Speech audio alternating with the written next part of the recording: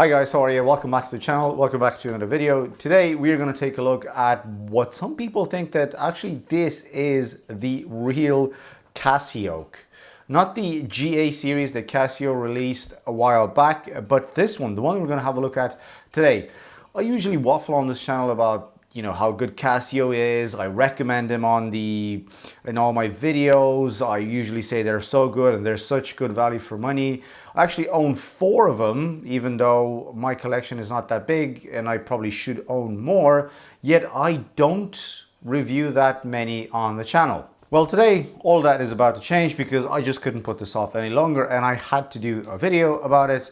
And I genuinely believe that if you're on a budget, you're not into watch collecting and you need something that pretty much does it all for around $100, you really struggle to find anything else better than this thing. Let's get into it.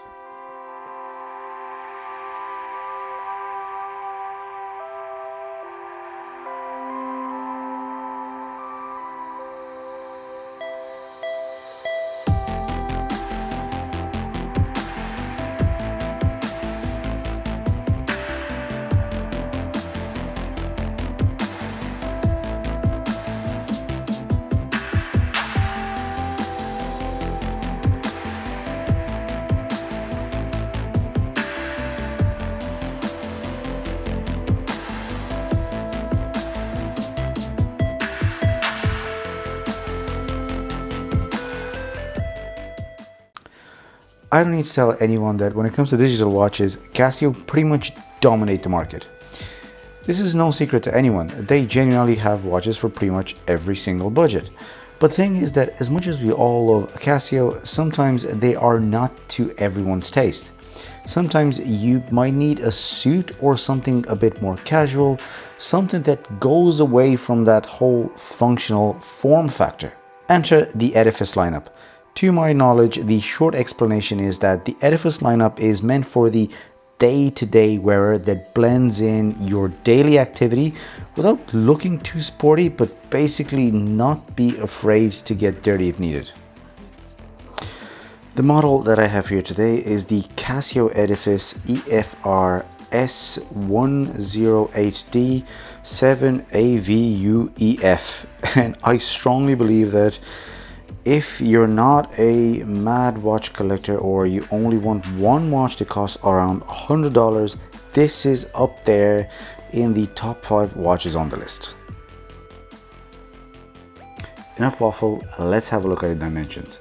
The case diameter is 40 millimeters, but it has this octagonal shape, and I measured it from the widest point, but if you only get the bezel, that is actually 37.5.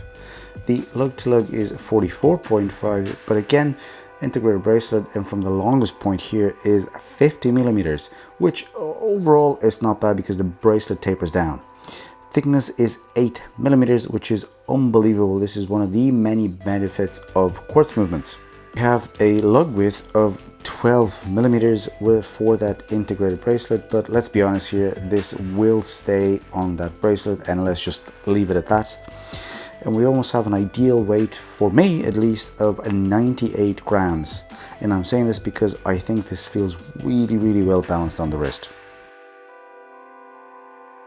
And speaking of the way it wears, this is pretty slim on the wrist. It feels super comfy, and it genuinely flies under the radar, despite the fact there are a lot of angles on this, a lot of shiny surfaces that could reflect the light and draw attention. It really does slip under the sleeve, minding its own business. I mean, this is absolutely perfect on the wrist. Now let's talk about that interesting case. We have a 316L stainless steel constructions, and one of the striking features here is that octagonal bezel that's brushed on the top and polished on the side. We also have some chamfered edges, which I have to say they are very well executed considering the price. At the 3 o'clock position, we have a push-pull crown that is signed with the Edifice logo and is protected by a couple of crown guards. Between this and the pressed case back, we have a stated water resistance of 100 meters. Before moving on, guys, I want to mention the 4 screws that participate in the whole royal oak look.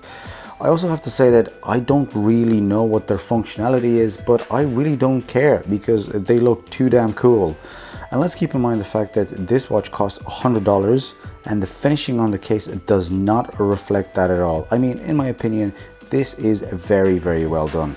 Let's move on to the dial. Covering this, we have a flat piece of sapphire crystal, which adds, in my opinion, another point in the value for money department and also another point for a great everyday piece department. So there are two dial variants, a black and this silvery white, and the reason why I'm calling this silvery is because it has this kind of brushed metally finish. Metally, yes, that's a word, that is not actually white. The indices are all applied, and we also have this raised chapter ring with the minute markers. There is nothing super complicated here or a lot of fancy subdials like most other Edifice models. I also think this is due to the fact that the dial is relatively small in comparison with the other models, so that wouldn't actually work.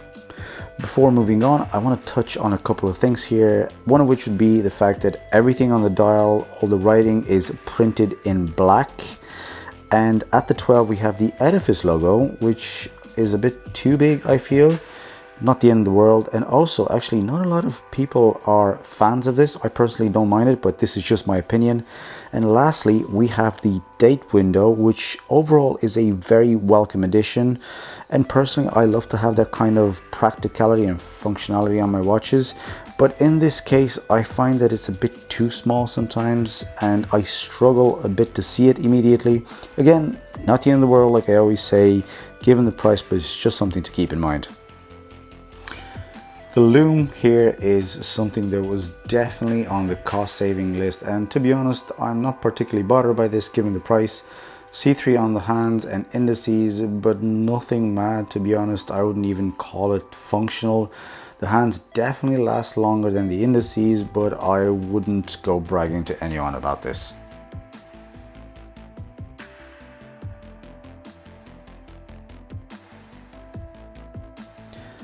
The movement in this is, like I mentioned earlier on, quartz, and I won't spend too much time on this because it's nothing revolutionary. It's one of Casio's many cheap quartz movements used in a lot of their watches at this price point. What you should know is that the second hand hits all the markers, which is good enough for me and is pretty much the important part here. As per usual guys, the final chapter on this is the bracelet, and as you would expect, this has also been on the cost-cutting list. We have this integrated style with a mixture of brushed and polished finishes with these folded links that I have to say do a very good job at disguising the fact that are folded links. And we also have this pressed clasp with the Edifice logo stamped. And look, there's no way I can sugarcoat this. The quality is not the best, but the main points here are that it is very comfortable. It doesn't pull any hairs, and probably most importantly, it actually does look great. So take that as you will. This watch costs $100 and I was genuinely pleasantly surprised by this bracelet, believe it or not. Sum it up guys, for $100, and I know I keep mentioning this and I kept saying it throughout the review, Casio not only delivered, they made a watch that you can take to the pool, with a shirt, to the office, and most importantly, it's relatively small. I mean, why would you buy anything else for the money? What could you possibly want?